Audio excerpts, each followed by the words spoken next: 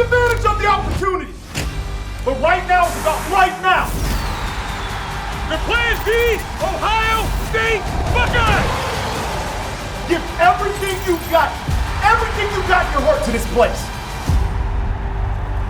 Hello, everyone, and welcome back to Rushing the Field, National College Football Show from NBC Sports. We are presented by Xfinity. He is Joshua Perry. I'm Nicole Auerbach. It is one of the most exciting weeks of the year in college football. I cannot wait to get into the whiteout game in Alabama, Georgia with you, Joshua, a little bit later. May I jump in real quick? Yes, please. Ladies, don't let your man drag you to a fall wedding. You see how I did that one? Ladies, if he tries to ask you to go to a fall wedding, you tell him that you're staying at home and you're watching games this weekend. It has driven me insane. And I appreciate it that it's driven you insane too. That everyone's like, oh my God, think about the dudes that are their wives and their girlfriends making them go to weddings. Can you imagine going to a wedding this weekend? Hey, listen, there's women out there that want to watch these games too, okay? That want to be able to watch the whiteout and Alabama, Georgia in peace and not on their phone at a wedding. Okay, so we appreciate the gender neutrality of that sentiment, Joshua. Thank you. Thank you. Had to flip it real quick because I was getting bothered. It was just overdone, and Yes. that was the point where I'm like, we got to chill. Well, it's always overdone because the fall wedding thing is its own thing. Right. People can make their own choices and go to their, loved ones' weddings if they want to. Like it's just a football game. But if you choose not to, if you want to be on your couch all day, you want to decline a wedding, that's fine. But we don't need to blame the wives and girlfriends for. We absolutely should not do that. Yeah. No. And again, no fault. If you want to go to a fall wedding, that's your totally your choice. I'm gonna clown you a little bit if you go to a fall wedding, but I get that's fine. You deserve to be clowned, but I just think that for fans, listen, if you're a fan of a team and it's your big game of the year, like I understand being pissed about that. But if it's just to sit and watch everything, you can just DVR some stuff. You can catch highlights. You can do that later. Maybe not worth missing like your best friend's wedding. No, the cell phone has definitely changed the game too. Like that makes everything totally different. I mean, I've watched football games at weddings. Absolutely. I know you absolutely. You're a sicko. Well, yeah. Not ashamed to admit it, but no. You can deserve to be clowned, but you can still go. No judgment on my part, although obviously I did not get married in the fall, so that was a conscious decision. Thank you. Let's get into the games though or actually not yet. We're going to get into the games that are there, but we actually had quite a bit of news, Joshua, this week. Easy to fill out the rundown for the show this week because massive news. We talked about this a week ago that kind of the floodgates had already opened on midseason coaching changes, not even midseason, early season coaching changes. And weird timing on this one because his last game was ultimately Friday night, but Mike Gundy out at Oklahoma State amid his 21st season. They were 1-2. The decision came on Tuesday. The athletic director came out and said he's getting paid his full buyout. The phrasing was part ways with Mike Gundy, of course, as they always are. But kind of strange that this took a few days to get there after their loss to Tulsa, which definitely did feel like the end. It felt different than the blowout loss to Oregon earlier this season. It felt like this was just absolutely something inexcusable coming off of a bye. This is now time to reflect on Mike Gundy's career. Obviously, he's the winningest coach in Oklahoma State history. He has been part of basically all of the high points of their program. Big 12 title in 2011, 8 seasons of 10 or more wins, 170 total wins over 2 decades, and the second longest tenured FBS head coach, no longer. So he is, and let's go back to his playing careers. Okay. Program has had just 3 10-win seasons prior to his hiring in 2005. 2 of those seasons were when he was the starting quarterback. So again, his playing career, his coaching career, it's been basically all of the high points of Oklahoma State football history. You and I talked about this over the weekend on the weekend pod, that all of our memories of Oklahoma State football have Mike Gundy there. This was the day he was let go, the day after the anniversary of the I'm a Man, I'm 40 rant, which is one of the most iconic moments in college football, meme virality history. That was 18 years ago. And he was already, there. And he was the head coach and all of that. So he's been synonymous with this program. He has been this program for the entirety of a lot of people's adult lives, or their college football experience. And now he is no longer. Joshua, I want to get your thoughts. Take it wherever you want. If it's on the timing, if it's on the actual decision to pull the plug, how it went down, because I don't think he was able to speak to his team right away. I think it took a couple days for that to happen. What do you make of an Oklahoma State without Mike Gundy at the helm? I mean, first off, like you appreciate figures like this in college football, and like we know that these are not perfect people or whatever the case is, but like what they give us at the time that they're there is something that we all enjoy. You mentioned the viral quotes, but also just like putting together teams that were really good. You hear some of the testimony from some players this week, and they really appreciated the fact that he was a guy who had to take a chance on some people in order to build a program. And they're very appreciative of that. So I think when you start looking at legacy, like just one of the guys that it's hard to tell part of the story of college football without, so he'll certainly be missed there. I couldn't imagine not being able to address my football team right away. I think that is just tough. These types of guys specifically that have been at a place for as long as he was, as a head coach, an assistant coach, as a player, like it almost feels like you should be able to call your own shot. Like business has to operate as a business, but like maybe you give him to the end of the year and he can be with his guys. Like I think it's always tough to. Are you surprised they didn't do that? Because I was thinking about that too. In alum, 2 decades at the helm. Yeah. For as bad as it's going to be, like, is it worth doing the interim thing just to signal to your donors that this isn't okay, or start your coaching search early? Like, I don't know if that outweighs like the dignity of finishing out the season. That's kind of where I'm at with specifically with his history there. It feels really difficult that this is the point where they part ways. And this is the point where he walks out of that locker room for the last time with that group of players. So I feel for him in that regard. I do think this is very intriguing though, because Gundy is one of those guys where it's almost like if you believe in the football, you keep him around in a lot of situations in the past. And the resume football-wise kind of speaks for itself. He's an old-school football guy. He's been able to get the job done. I think this is the reconciliation that the way Mike Gundy gets the job done does not work or will not put them ahead in this new age of college football. I think to a point he might have been a little bit too old school for what's coming down the line here.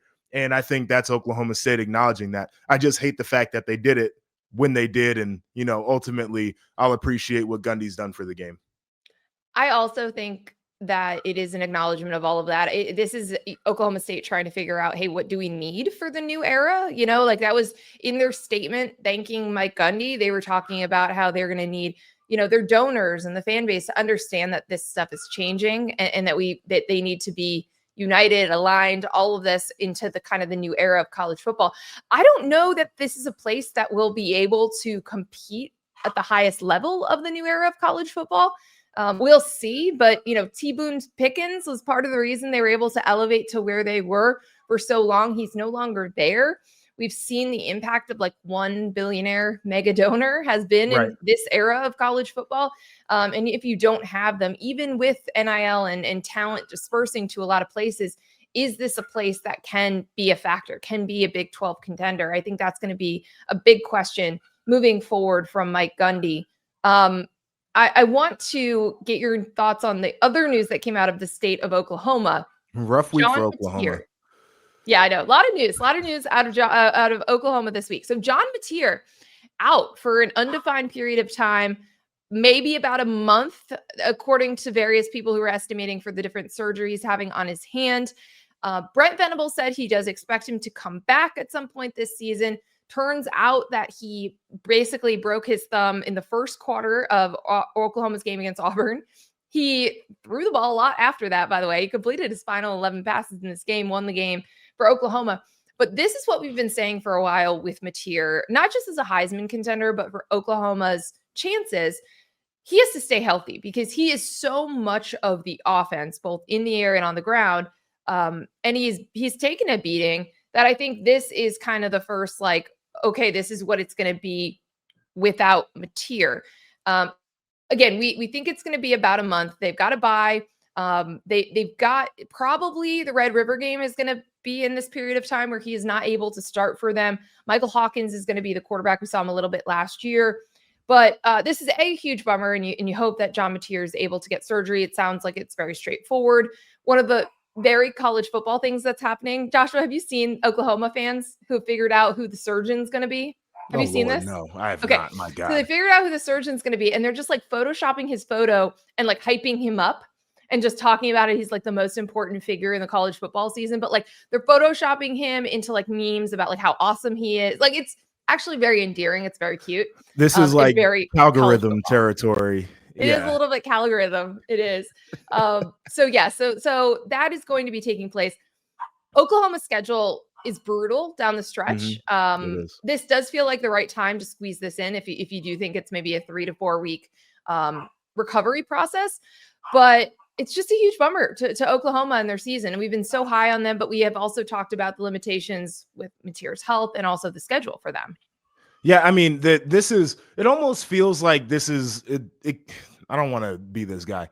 This could be a positive, honestly, because you could be like, while he's out, well, if we had Matir, like we probably could have won these games. And then when Matir gets back, you could be like, oh, well, he's rusty. And like, you can almost explain away this hard schedule that they have to finish the season based off of this one thing happening. I feel bad for John Matir because he was like the one guy who was consistently saying, hey, I'd like to win the Heisman this season while everybody else was screwing around.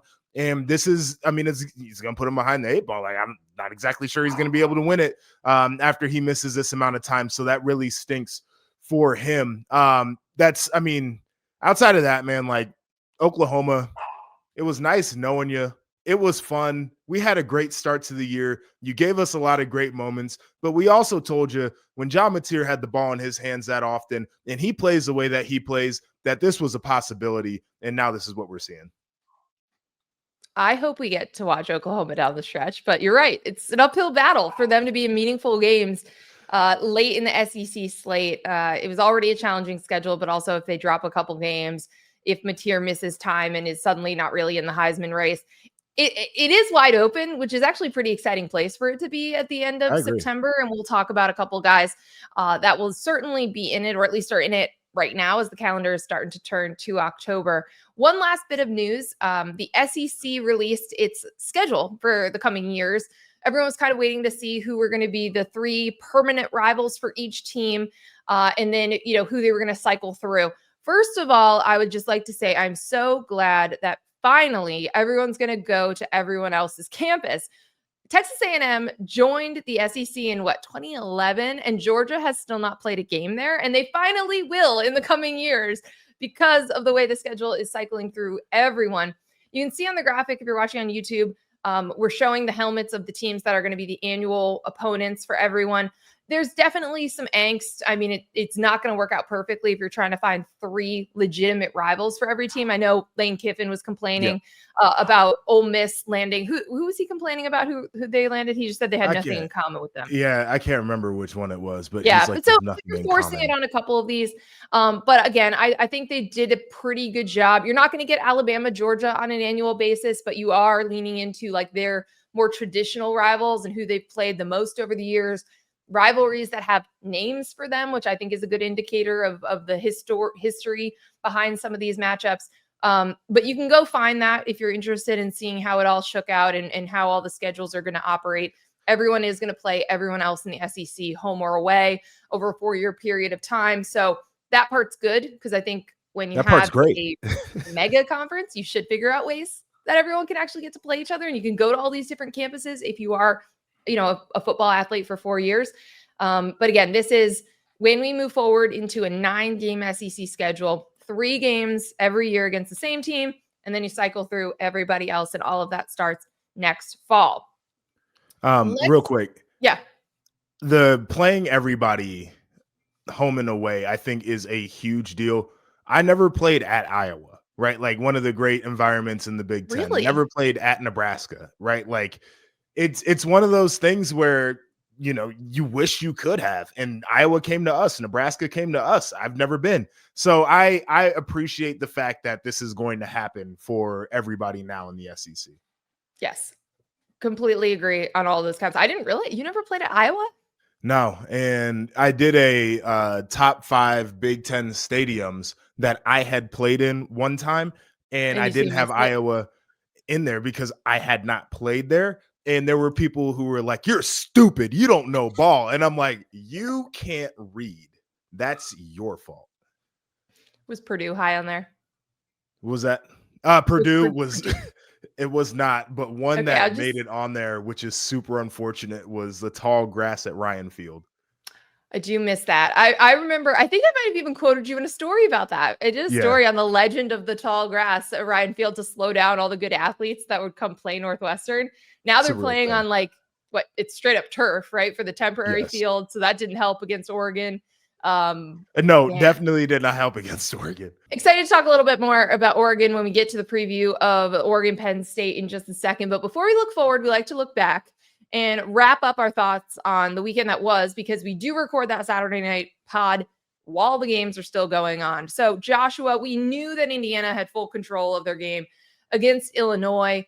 I wanted to just get your final thoughts on that matchup, because I think coming out of the game, it's a little bit interesting the way that people are talking about both of these teams. Like, I don't even know that Indiana's getting enough credit for what they did, because they beat Illinois so badly that I think people are like, oh, well, Illinois, wasn't that good, which is something that happened to them last year. And then all of a sudden the narrative is that Indiana hasn't beaten anybody good. So it's kind of crazy. But I think that's one of my main storylines coming out of this game, was just that, like, Indiana's not going anywhere. They have some serious staying power, the way they built that roster, the way they're coached, the belief that they have. Like, I think that was something I talked to Kurt Signetti this week, and I said that to him. I was like, it's been crazy how quickly the fan base has completely adopted your mannerisms and your belief that you should be able to go win these games this way. Like, we talked a little bit about just the atmosphere and the stands and all that stuff. And we're talking about how, my cousin was one of the Indiana students that used to just tailgate and leave, never went to a football game over her 4 years there. And just how quickly that all has shifted to the expectations. This is a fan base that is in everyone's mentions all week long, being like, Indiana by 50, and then they actually win, right? It's crazy how quickly that has actually shifted. That's one of my main takeaways. And then Joshua, I'm also just I don't know where Illinois goes from here. With some of the injuries that they're now dealing with just what was exposed with how they operate from a scheme perspective, how they can be stopped completely when they're trying to run the ball. There's just a lot of questions, I think, on that side coming out of it. But any final thoughts for you on a really interesting margin of victory there in Bloomington? Yeah, I mean, it was unexpected for me. So, shout out to Coach Sig and to Indiana for going out there and playing the game that they did.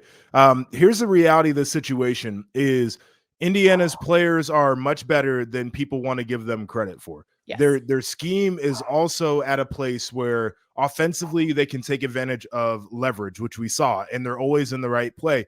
And defensively, they can get really chaotic and they can confuse people, which gives them an edge in games. Now, I want to do this. The people who are trying to do I don't know about how good I want to say Indiana is because the Illinois team isn't as good as we thought they were. You got to say that you were just totally wrong at the beginning of the year.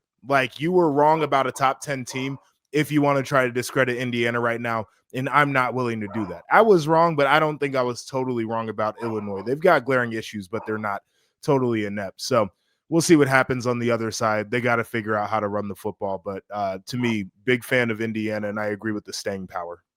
Brett Milema said, we have to own this moment. The thing that we do need to take into account is our response. The response is what is going to define us.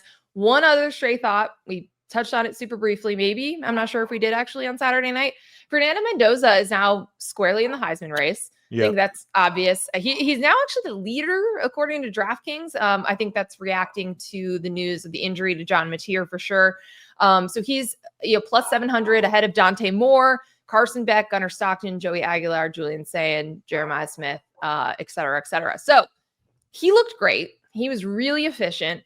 feels like that is an upgrade for sure from last year. Yes. With Curtis Rourke. And that's not disrespect to Curtis Rourke, by the way. It's not, no. But Fernando Mendoza was a huge pickup for them in the portal. And I don't know if that was that people just kind of stopped watching the Calgorithm after they started to lose some games, or that Fernando Mendoza was doing it with an offensive line that wasn't giving him much time or protection. But he's really good. This team is very, very good. They go into Iowa this weekend. And Sig said that this is going to be a tougher game. I think he meant tougher environment. I don't think. No, it was I think he meant shot. tougher game. I really do. A total shot at Illinois. Okay, you think it was it shot at Illinois? Well, I'll put it like this: is after watching Illinois and their offensive line last week, I know that Iowa's going to be able to put up a much better fight in that regard. Like I don't think Indiana is thinking that they're just going to walk in there and punk Iowa's offensive line the way they did to Illinois. And like, I'm not trying to put words in Sig's mouth, but I think he meant what he said. It is a tough place to play. Joshua wouldn't know because I wouldn't know that. I would not know that. I've covered games there, but I've never played there, so I wouldn't know. Secondhand knowledge. And Mark Gronowski coming off of like a pretty big moment for him to go out and figure out a way to beat Rutgers. I think, he's gotten better. He's not been the prolific passer that I think people were hoping he was going to be, but to say the least. But prolific passer in Iowa going together is, well, he had a lot of yardage at the FCS level. Okay. Yeah. Last thoughts on Miami, Florida. We recorded this kind of during that one brief point in the game where Florida was putting up a fight. But basically, the offense was inept otherwise throughout that game. Miami was able to do what they wanted to do. Yes, they didn't finish drives sometimes. But, again, this is a good Miami team. They have faced some pretty good defenses at times, and Florida's, I think, was one of them. There's definitely some talent there. But you just look at the schedule remaining for Florida, and let me just read this to you, Joshua. Texas, at Texas A&M, Mississippi State, Georgia, at Kentucky, at Ole Miss, Tennessee, Florida. Every remaining game except the Mississippi State and Kentucky games are against teams that are currently ranked in the top 15 of the AP poll. By the way, Mississippi State is also a scary unranked much better. Yes. Their much better this year. They beat the reigning Big 12 champs, Arizona State, earlier this season. They're 4-0. Blake Shapen. Are there 2 wins on that schedule for Florida? No. No. So here's the one that is super interesting to me. I think there's one. I think if they don't beat Kentucky, then we are in hell. But here's the one that I think is real interesting is, could you see a world where Texas and Florida end in a 0-0 tie heading to overtime? Imagine thinking before the season, like, wow, what a great quarterback that game that's going to be. I know. Arch Manning, DJ Lagway. Here we are. And then, like, where we are right now. But by the way, like, Arch at least finally had a get-right game. Like, he finally... I'm never calling a get-right game a game where you stand over and flex on a dude from Sam Houston. I can't even categorize... Because you're clearly not right if that's what you're doing. Okay, well, I meant, like, as, like, the actual football. Saying. I get not the taunting part. But that was weird, right? Yes. It was. And like way that like the social media like accounts. That was the big part for me was the response around it from their people was like, his mom was the only one who had the proper response. Don't do that. Yeah. Like it was very strange. I understand like letting out frustrations and whatever, but like this is a team that is really, really bad. These players are nowhere near the caliber of Texas. They didn't want to play. They had no desire to be there. So that was super weird. But from a football standpoint, it was a get-right game. But yeah, like you wouldn't have expected that, Arch Manning would be one of the biggest disappointments of the season, that DJ Lagway would have a 5 interception game in the first month of the season. So that one is coming up and could be pretty pivotal. I also, we've said this before, but like the floodgates are open on early season firings. So when you look at that schedule for Billy Napier, hard to imagine him making it to the end of the year unless they win all of those games. My old coach who used to coach at Florida said? No. He said $21 million is too much. He said they won't fire him. Oh, really? At all this year? Yeah. Interesting. Now, I have no idea if he is saying that off of vibes or if that is something that is sourced from people that he knows down that way. But he has a feeling that the 21 is going to be a bit of an obstacle. By the way, I apologize for any barking in the background. Red is protecting the apartment from someone that's looking at something at the apartment across the hall from us. So he's very on alert.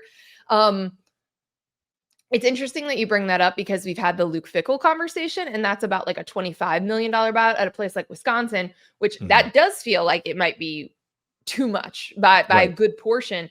But Florida, SEC, we've seen those types of buyouts get paid before.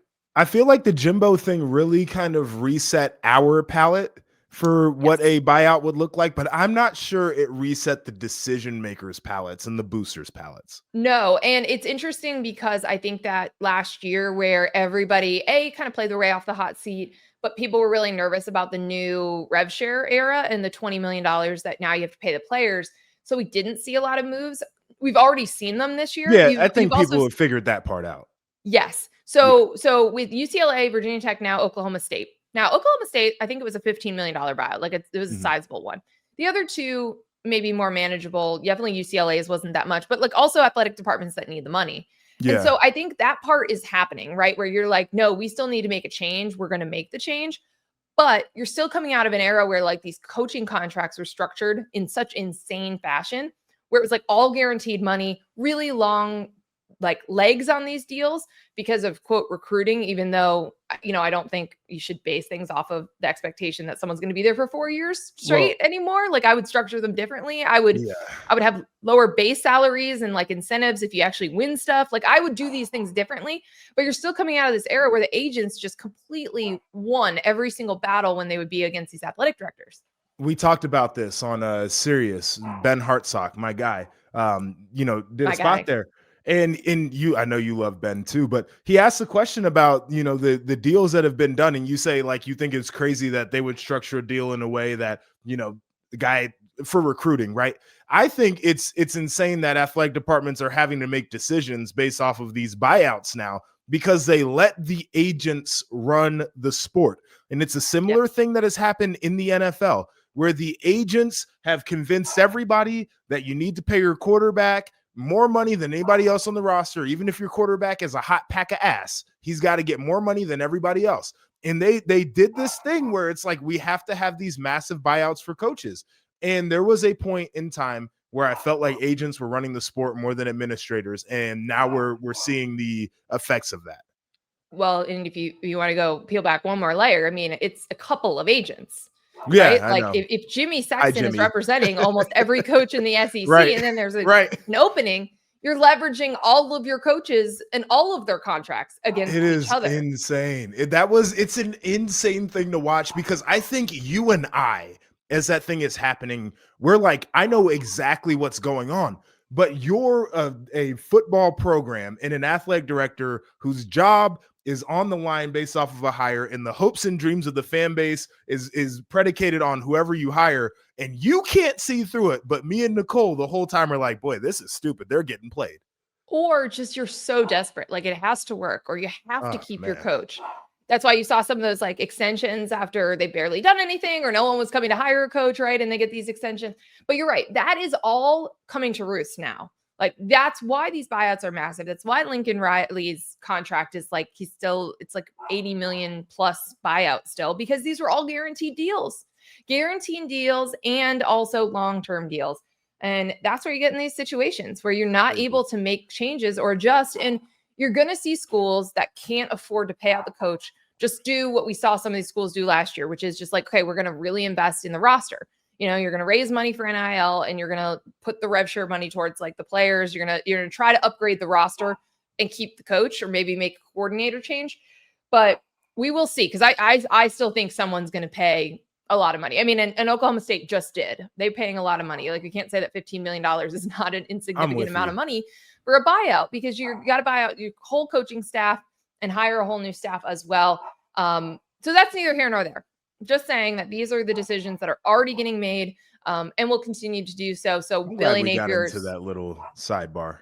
Yeah, but I think it's important as we think about Billy Napier, Luke Fickell, some of these coaches that are squarely on the hot seat that are going to be part of this conversation moving forward. It's time for Imagine That, presented by Xfinity. Joshua, I'll go first because I think yours is spicier than mine. So I'll save yours.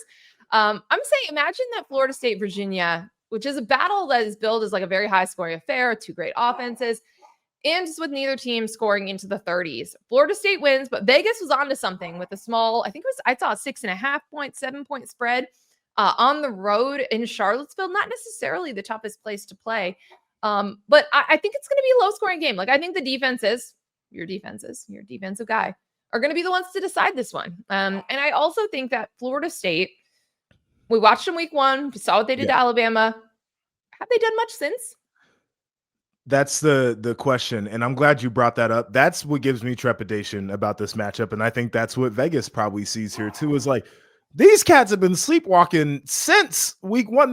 They haven't really played anybody. They haven't really, there's been nothing of note, and you can fall into a little bit of, it's almost worse than a bye week, because you feel like you're achieving something because of the results of the game, but you're not necessarily getting better because you're not playing good competition. So it's certainly an interesting spot there for Florida State. I will also say Tony Elliott's like got it offense. Like they have figured this out legitimately. And like this team looks a lot better, because this is like an important year for him as well. 4th-year head coach. Virginia, here's a couple good stats. Virginia and USC are the only 2 FBS teams with at least 1,000 yards rushing and more than 1,200 yards passing. So balanced, interesting team to go into. Again, that's why I'm saying the defenses will decide this one. Really good Friday night game, like worth watching, worth figuring out whatever you're doing on a Friday night to make sure that you see this one again at Charlottesville. Joshua, give me your imagination. What's your pick here? All right. So imagine that Washington pulls off a home upset over Ohio State. Whoa. Okay. The reason I wanted to go this way is I think there are multiple layers to it. Ohio State has been one of the teams that has been like, we know about them and we feel good about Ohio State. That's one thing we think we know about college football, is Ohio State is very good, right? And I think if Ohio State goes in there and plays a tight game, but if they go in there and lose, absolutely you're questioning, okay, is Julian saying who he thought he was? Is this offense under Brian Hartline what we thought it was? Matt Patricia as the defensive coordinator, does he really have all the answers that we thought? Maybe we got fooled because Texas's offense hasn't been that sexy. But then you flip it over to the other side. If Washington pulls off a win in this situation, it means Damon Williams played a phenomenal game. It means that Jonah Coleman was phenomenal. It means that Boston played really well. And by the way, a defense with a new defensive coordinator and Ryan Walters is better than people are giving them credit for at this juncture in the year. So I only wanted people to think about all of the factors there. I'm not saying that this is going to be an upset, but I do think this would be one of those games where you would have like, where do I put Ohio State? And we totally undervalued Washington in the big landscape of college football. The Washington fans in local area, they're like upset and apoplectic that people are not ranking Washington. So that would also change drastically. Yeah. Well, but I agree with you, because I think East Coast bias is a real thing. We talk about this a lot. I think we'll talk about it with Oregon as well. The way Dante Moore, I know he's second in the Heisman odds, but I don't think a lot of people have watched him and realized just how well he's playing. I think it's the same thing with Washington. This is a team, like I remember being there last spring and Jed Fish just gushing about DeMond, like incredible. And we're like to the point where we're like, is he going to start early next season? And he did start, kind of in the middle of the season. Right. But like, you knew that they were like just so high on him. He was just young. And so I'm not surprised what he's doing, but yeah, the rushing attack, that's going to be a big challenge for Ohio State. Like we're going to learn a lot about Ohio State's defense because of the strengths of the Huskies. This line has also been super interesting. I'm glad you brought this one up, because this one and the FSU lines were like the ones that jump off the page. This one, what did it start at, Joshua? I think they opened at like a 15-point or 14-point favorite, and now it's down to like 8.5, 9. Yeah, like 8.5, 7. Yeah. I mean, it's really shifted in Washington's direction, which is really interesting.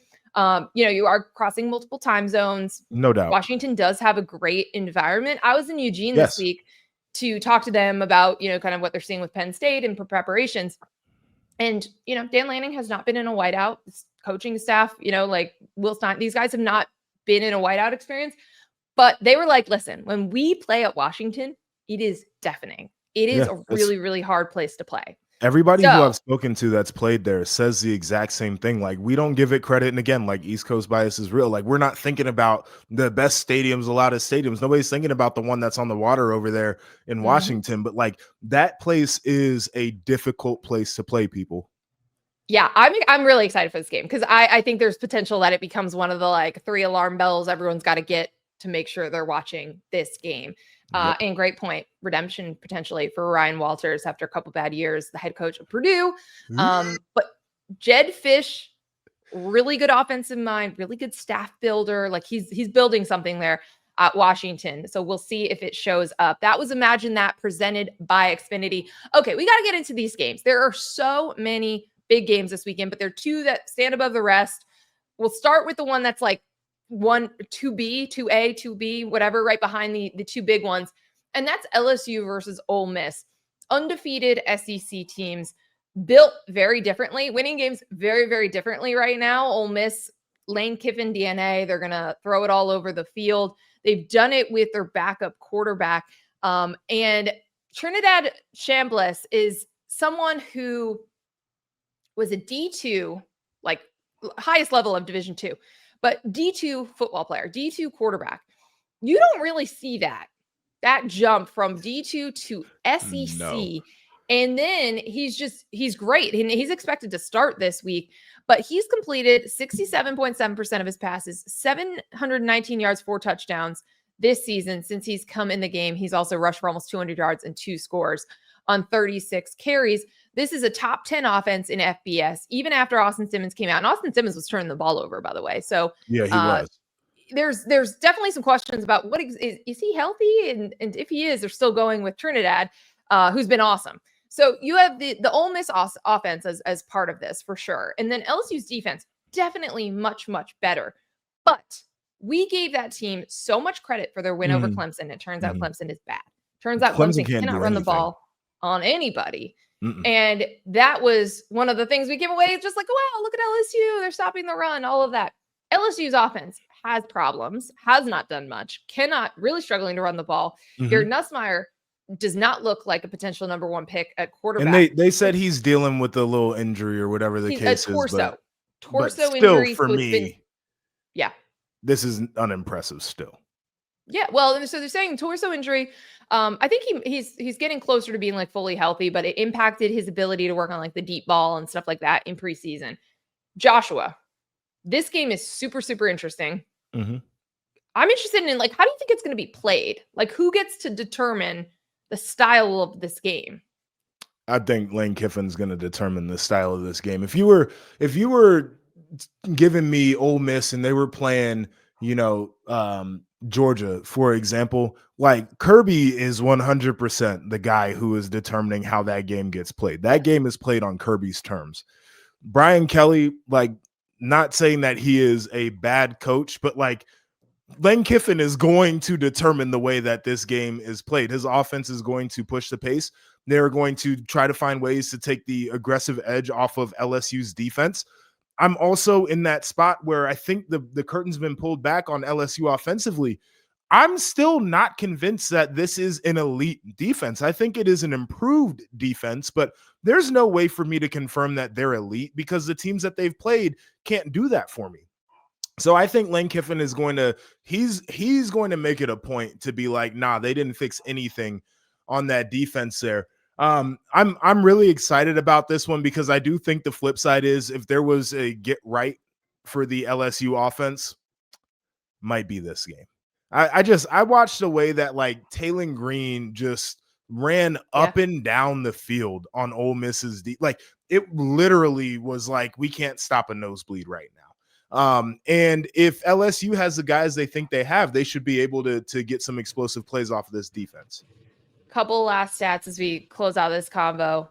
LSU second to last in SEC in rushing offense, bottom third in total offense. So they're just not getting much going. And that's why Brian Kelly got asked about it. That's why he was ticked off about it because it's not easy. They're playing teams. Ask me something different. Yeah, but they're again, Clemson and Florida, like very inept offenses. And those are some of the teams that this defense has looked really good against. Okay, let's go to Alabama at Georgia. This is a game every year. Well, I guess it's not going to be played every single year moving forward, but we circle it. It was one of the best games of the year last year. Yes. Ryan Williams, really like a coming out party for him. And Alabama jumped all over Georgia. Overreaction game. That was a big overreaction game. It was. Huge overreaction game. But it was actually interesting because we talked about this a couple weeks ago when Georgia played Tennessee. Same thing happened last year. Alabama jumped all over Georgia in the first quarter, and they had to respond and get their way back into this game. Georgia favored by 3 points here. And I think that, one of the interesting things was Kirby Smart saying that he thinks Ty Simpson is maybe the hottest quarterback in the country, which I think obviously is high praise. But we've talked about how they have improved. Alabama got right. Alabama looks very different than they did in week 1. It was like a lack of urgency. Ty Simpson even said after that game against FSU, first drive went well, great. We thought we had it in the bag, kind of took the foot off the gas pedal. This looks like a different team. They've looked like the Alabama we expected them to look. Offense has been explosive. Ryan Williams has looked like Ryan Williams. I want to see that team at this state. I'm glad they're playing them now when they are firing on more cylinders. What they look like against the Georgia defense that we saw Tennessee was able to move the ball and kind of gash at times. But then also a Gunner Stockton who really took a step forward in that 4th down play to get them back in the game and eventually lead them to the win over Tennessee. I think that changed some perceptions on him. But I'm just glad that Alabama is this version of Alabama for this game, because I think it gives them a really good chance to go out and win this game and totally change the way that we're talking about Kalen DeBoer.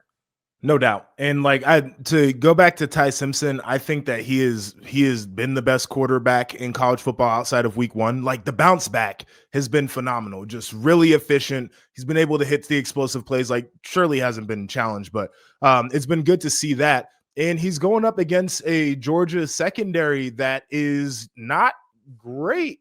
They're 10th in the SEC in total defense, 13th in pass defense. You look nationally, there are 101st in pass efficiency defense, right? So this is a matchup that if Ty Simpson continues to play the way that he has, and Ryan Williams plays the way that we've seen the last couple weeks, and Jeremy Bernard plays the way that we've seen in the last couple weeks, they can really challenge Georgia.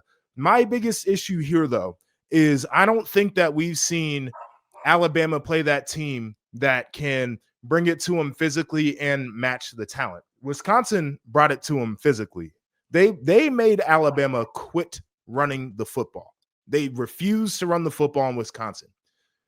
Georgia is going to see that, and I think they're going to be initially, let's try to punk these dudes, and let's try to get big on them, and let's try to push them around. And that's the response I need to see from Alabama playing a team like Georgia is, have you gotten past that, what we saw in week 1 where guys were getting pushed around a little bit? And if they can do that, I think they win the ball game. I will also say, even with the high profile losses that Alabama's had under Kalen DeBoer, they've been really good coming off of buys, and they've got up for the big games. Their problem has been games that they're supposed to win. But they have gotten up for the big games, especially Georgia last year. Like you said, Ryan Williams, he's been really explosive lately, which is the way that you expect him to be. Jeremy Bernard has been awesome as well. It's kind of reminds me a little bit of the Jeremiah Smith and Mika Ibuka deal, where you've got a guy who can kind of really benefit from maybe some extra attention paid elsewhere. I'm excited for this one. I think it's going to be really, really important in the SEC race, but certainly very, very important for Kalen DeBoer and Alabama to show the nation that they are not who they were in week 1, and that they are a lot better, that they are a lot more creative and explosive, and really honestly just fun to watch, and that they're going to factor in and maybe have a path to the college football playoff. They win this game or at least play it close, I think we're going to be back to just kind of maybe penciling them back in to the CFP, and we'll see where that continues to go. Okay, we got to talk about the whiteout. I love the whiteout. The whiteout is one of my absolute favorite parts of college football. I always say the 2 toughest environments in college football, whiteout at Penn State and a night game at LSU. The whiteout, though, it's awesome that it has its own name because it deserves it. It is a fan base that fully embraces it. Everyone's head to toe in white. The white pom-poms, it shakes. It's so, so loud. And I don't think you can replicate an experience of a whiteout until you are actually there and actually in it and feel it. They're going to count the false starts in this game, I'm sure, for Oregon. Like there will be a lot of pride in that, but there's just so much at stake in this game. It should be a top 5 game, but it's top 6 matchup here. Penn State favored by 3.5 points against the Ducks. So unfortunately for James Franklin, if he wins this game, it doesn't affect that 1-15 record against the AP top 5 opponents. What a shame. But it would go a long way to say that this is a Penn State team that people should take seriously, that this is a Penn State team that is capable of contending for the Big Ten, for a national championship, like all the reasons that Drew Aller and the running backs and everybody came back, that they're on that path. Because to date, Joshua, their schedule has been very underwhelming. And honestly, the Penn State offense has looked underwhelming at times against it. I think the receivers have looked pretty good. Like you can see the steps that they have been taking. But Drew Aller and then Nick Singleton has also not been great. And James Franklin was talking about he's been pressing and trying to do too much. Katron Allen's been the better back so far this season. So this is a big opportunity for Penn State. We'll get to Oregon in a second, but let's just set up what is available, what is the opportunity, and also what the pressure is on Penn State in this game. Yeah, I mean, the pressure is this is the year where they said you can win a national championship. And if you're going to do it, you have to do it this year. And I think this is kind of like that first step in the journey toward being a team that can win a title is you've got to beat the teams like Oregon, especially when you get them on your home turf. I'm kind of with you generally. Like Drew Aller to me feels like he is who he is, which is not an elite guy. It feels like he needs maybe to be supported by good talent on the outside because he can't elevate those guys. And he should have a run game that brings the safeties down toward the box to where he gets one-on-ones and can just, dot people up. And it doesn't seem like that's happening. But to your point, run game, maybe not as good as we thought. I also think their wide receivers are I'm done talking about that group for right now. They can show me something on Saturday, but like, even in getting better, I still don't think it's a group that I would call home about. So their offense is a little bit of an issue to me, but their defense, very good, very talented. This is kind of the game where we figure out how much did Jim Knowles get in? How much is he translated to those guys? He's notorious for taking a couple years to install, and Oregon already knows what to expect with that defense from a structure standpoint. Like, how deep can you go into your bag to stop an offense like Oregon's? One quick point. We saw that graphic comparing Drew Aller and Dante Moore. One thing that's really glaring in this is that Drew Aller has only thrown 4 passing touchdowns. Dante's thrown 11. Listen, they also, they've been able to kind of pick their point total in a lot of their games so far this year, but it speaks to Penn State offense that, again, you do have 2 great backs, so maybe they're going to be the ones to punch it in, but also they've stalled out in the red zone. And that's a concern with Penn State's offense, especially early in games. I mean, they've had really slow starts, and it's looked very similar to some of their offensive limitations last year. And that Drew Aller looks like the same quarterback he was last year. He was supposed to take a step this year. You're not necessarily seeing that, but this is a big opportunity. Oregon's got some incredible defensive players, especially some edge guys and linebackers as well, that are going to be a challenge for Aller. And again, an opportunity for him to take a step forward against good competition. I will say though, so I'm with you on overall kind of where Penn State is, that you want to see the receivers do it against good teams. What's hard about this matchup with Oregon and Penn State is neither of them have been tested, and they haven't actually faced like an offensive line or defensive line, anything close to what they're going to be playing this Saturday. Your point about Jim Knowles is taken, because if you look at what he did with Oregon last year, right? So Oregon got the better of the first game, the home game in Eugene, top 3 showdown against Ohio State. And then they just got totally wiped off the face of the earth at the Rose Bowl. So when I was in Eugene, they were talking about that and about what they learned from facing Jim Knowles in both times. They talked about the importance of the start of the game and the ability to run the ball, and how that paced the game and created some things that were different in that first matchup. And then, with the second game, Ohio State was suddenly up, like 24-0 or whatever it was, like right out of the gate. You can't establish a run at all. You have to throw it. It changes the way that they're going to call the game for you. So I think they're really interested in, and I spent time with Will Stein, who I think is a great offensive mind, the OC there. We'll talk about Dante Moore and how excited he is about him. But that's what they're really interested in. Like, they think that the team that's going to establish the run better is going to be the team that wins the game. And then I think they also think that they want to see how Jim Knowles is playing them, like, and how he is approaching what they do to see what they're going to call and how they're going to game plan against it. Because I think they're expecting a couple of different options and a couple of different things based on the two different experiences they had against him last season. So that's really interesting for one.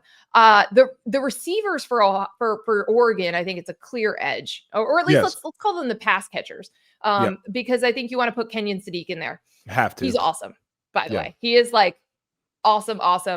Will Stein compared him to, he's like, I've never had a guy like this, but I feel like it's got to be like when Georgia had Brock Bowers or when Penn State had Tyler Warren. And you just feel like you can play through them in a lot of different ways. They're being really careful with him. Like, they're going to make sure, that he's not getting overworked in practice. Like, they want to increase his usage, and they want to use him all season. Right. So they're being very, they're making sure that he can handle the workload and stay healthy and do all the things that he needs to do. But he's a really, really special player.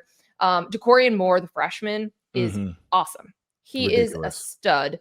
And I think he's going to continue to progress. Like, right now, they don't necessarily have like a number one receiver because they've had like 4 different guys that Dante Moore is comfortable throwing it to and has touchdowns with. But I think it's going to be DeCorian Moore as he continues to evolve. He's really special. And I really I love that. And I love the way that Dante Moore gets them the ball. Like, he's so poised. And he can read the defenses so well. Like, he's putting his receivers in really good positions. And I think last year, sometimes Dylan Gabriel would like maybe underthrow a guy, or they'd have to wait for the pass sometimes. That's not happening. Like, Dante has been really on point. And Will Stein brought this up. Like, it's kind of his first quarterback that he's had for 2 years. Now, Dante Moore didn't play last year, but he was in the room, in the offense, in the system. They've had different guys, like, because he got there for Bo Nix's last year, and then he had a 1-year deal with Dylan Gabriel. So he's so advanced in his understanding of what Will Stein wants to do, and all the different weapons that he likes to play with, because that's part of what makes it a hard offense to defend, that I think that's going to play out as well. Although you are, again, walking into an environment that you have never seen, nothing like this, with someone who has only got a few starts at Oregon under their belt. So that's a factor for sure. And also, again, like, can you hear, the noise and the play calls and everything you need to get in? But there's really not much to nitpick, I think, with Dante Moore through the first 4 weeks of the season. Yeah, I mean, I really like what you said about Dante Moore. The idea for me is that he has a lot of throws available to him. You mentioned Dylan Gabriel might be an underthrow. Like, Dante can put it on the back shoulder, right? Like, he can locate it low and away from the defense where it's still catchable. He knows how to throw the fade ball. He throws a great touch. So I'm excited to see what that looks like with the talent that they have. I do agree. Run game is going to be big. I think anytime you go on the road, you have to establish a run, but in particular against this defense, they'll want to do that. And then to flip it over to the Oregon defense, I think they have monsters up front when it comes to rushing the passer. But, there is this question of how much they want to stop the run to get to the situation where they get to rush the passer. So I'll be looking at that. And then I think their back seven is a bunch of guys who are like good athletes, but also very smart guys. So it allows them to do some different things there. I like what Oregon has going on from a personnel standpoint, but I also think that they've got a really good staff, because you can see on tape that these guys are taught well. Would you give the edge to going into the game, like as a full defense, all layers? That's a tough one. I feel like I want to give the edge to Penn State, but I feel like it's a very slight edge, right? Like, I think Oregon's defense is still really good, but Penn State it feels like it's just been at times suffocating, and I like the personnel they have at all 3 levels a little bit better. All right. Can't wait to see who's going to win this game. I actually feel, I was going to say give you a pick, but it's time to go for our underdog picks. And I feel like you're going to give your answer here. Joshua, why don't you go first? Yeah, I am giving my answer here. I'm actually picking Oregon to pull off the upset there at Penn State. They're a 3.5-point dog. Ultimately, I think full team, I like Oregon better. Oregon takes the chances that I think Penn State doesn't, in terms of like the edges in the game, right? 4th downs and special teams plays, things of that nature. So I I don't know, going into a hostile environment, I don't think they're going to be phased. They're not going to be intimidated. I think all of the pressure is on the Penn State side of this one. And by the way, I would like to contest the result for my pick for last week, because I had Auburn pulling off the upset, or at least covering the spread against Oklahoma, which the safety at the end really chapped my ass. But Oklahoma got an illegal touchdown. That was the 7 points. That's it. I think this is valid. This is fair. I think we can take it out of the loss column and put a little asterisk, or like a tie. We'll give you a tie. Thank you. I appreciate that. All right, what you got? Okay. All right. I'm first of all, I'm 3-1 on the season so far. I know, you're doing great. Needed. No, the Maryland pick was a great one. Outright winner by quite a bit. I was against shocked. Wisconsin. Okay. I'm taking UCF +6 against Kansas State. This is a Kansas State team that probably should be winless. That's really all I've got. I mean, first of all, Scott Frost is winning games at UCF again. But second of all, I'm just so out on the Wildcats. I thought they were going to be decent. The Ireland game was a good game, and then they've fallen off the map since then. And so to me, that was one that jumped out. I thought about Virginia, hosting Florida State as well. But I feel better about Kansas State just not performing than I do about anything else. So I'm taking UCF. Maybe they're going to win, but I'll at least give them to cover because they get 6 points here.